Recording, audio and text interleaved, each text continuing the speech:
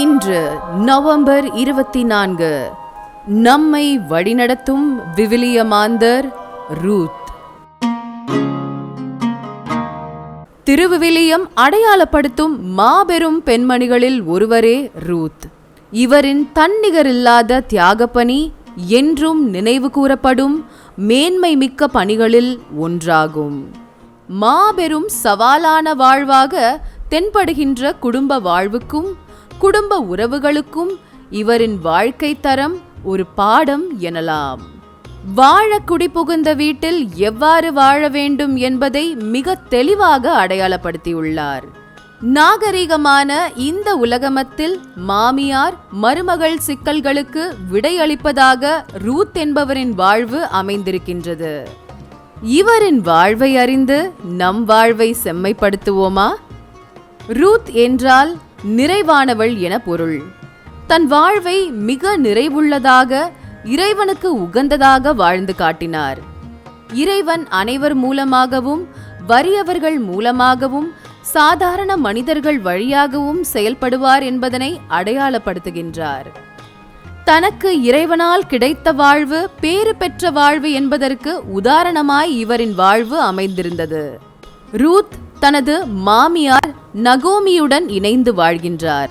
இளம் வயதிலேயே தனது கணவனை இழந்து விடுகின்றார். ஆதலால் நகோமி தன் சொந்த ஊரான பெத்லகேமிற்கு திரும்ப செல்ல முடிவெடுக்கின்றார். வழியில் தன் இரு மருமகள்களையும் அவர்களுடைய நாட்டிற்கு திரும்ப செல்ல கேட்கிறார். உடனே ஓர்பா தன் மாமியை முத்தமிட்டு தன் வீடு திரும்புகிறாள். ரூத்தோ தன் மாமியிடம், நீர் எங்கே போனாலும் நானும் வருவேன்.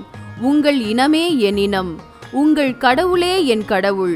சாவு ஒன்றே உம்மையும் என்னையும் பிரிக்கும் என்றாள். இவ்வாறு புற இனத்து பெண்ணாக இருந்தாலும் தன்னை முழுமையான யூத இனத்துடன் இணைத்துக் கொள்கின்றார். தன் இனம், மொழி, பண்பாடு, கலாச்சாரம் அனைத்தையும் விட்டுவிட்டு தனிமையில் வாடும் மாமியாருக்கு தன் உடனிருப்பை முழுமையாக அளிக்க முன் வருகின்றார். தன் மாமியாருக்கு உணவு தயாரித்து வழங்கும் பொறுப்பை மிக செம்மையாக செய்கின்றார். இதனையெல்லாம் பார்த்த பெத்லகேம் பெண்கள் மனதார இவரை வாழ்த்தினர். இந்த காலகட்டத்தில்தான் நகோமியின் உறவினரான பொவாசின் வயலுக்கு கதிர் பொறுக்க செல்கிறார் ரூத். ரூத்தின் கடமை உணர்வையும் அவரின் தியாக வாழ்வையும் அன்பையும் அறிந்த பொவாசு அவரை வாழ்த்துகின்றார்.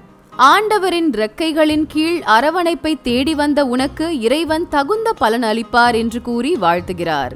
ரூத்தின் ஆசையின்படி பொவாசு அவரை மறுமணம் செய்து நல்வாழ்வு அளிக்கிறார். இவ்வாறு தாவீதின் குலத்திற்குள் இவள் நுழைகின்றாள். இவர்களுக்கு பிறந்த மகன் ஒபேது.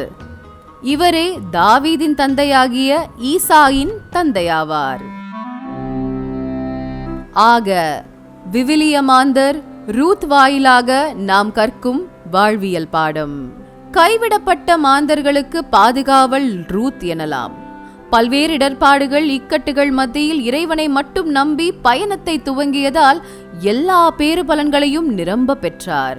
பொவாசு வாயிலாக புதிய வாழ்வையும் பரிசாக பெற்றார். இது இறைவனின் அரவணைப்பை நாடினால் நமக்கு நிறைவாக கிடைக்கும் என்பதனை எடுத்து காட்டுகின்றது.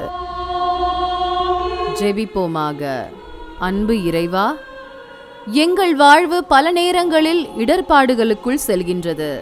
மனித வாழ்வு துன்பங்களால் புடமிடப்படுகின்றது என்பதனை முழுமையாக ஏற்றுக்கொண்டு உணர்ந்து கொண்டவர்களாக சிற்சில நெருக்கடிகள் வாட்டியவுடனே என்ன செய்வது என்று தெரியாமல் முடங்கி போகாமல் எல்லாவற்றையும் அனுசரித்து போக உயரியவர்களாக மாறிடவும், அத்தகைய பேறு பெற்ற வாழ்வு வாழ்ந்த ரூத்தை போல நாங்களும் அவரின் வாழ்வு போல எங்கள் வாழ்வும் அமைந்திட அருளை பெற்றிட ஆசீர்வதியும். ஆமென். இந்த தொகுப்பிற்கு அருட்பணி குரூஸ் கார்மல் CA அவர்களுக்கு நன்றி நவிழ்கின்றோம்.